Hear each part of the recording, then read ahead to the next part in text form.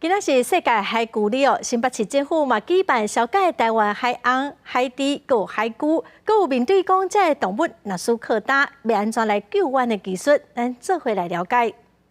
所以如果它的气孔是在底下，其实是比较容易被海水泼到。专家利用模型道具，示范民众若伫海边拄到活体、海洋、海底、海龟靠环，如何紧急处理的方式。6月10日是世界海龟日，新北市政府举办海洋、海底、海龟回家记录的保育特展，介绍台湾海洋、海底、海龟甲靠环如何救援等的知识。这一次的特展，其实我们也可以让更多的民众来了解这些生活在海上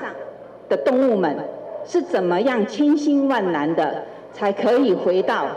他们自己的家。如果他们受伤了，那这个回家的路是不是更艰辛？记者会顶馆主办单位阁邀请长期关注海洋、海底救援工作的纪录片导演，分享其救援经验甲心得。不管是在这个展览也好，或者是我在拍摄纪录片也好，也是希望让我们的民众跟我们大众知道说，这些生物的救援其实是非常的不容易的。经过这个活动，可以让民众更了解这个救伤站成立的必要性。特展呢将会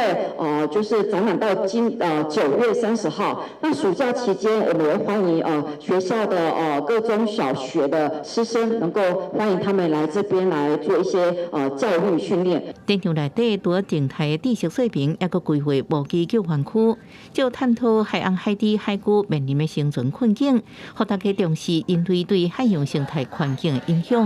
记者综合报道。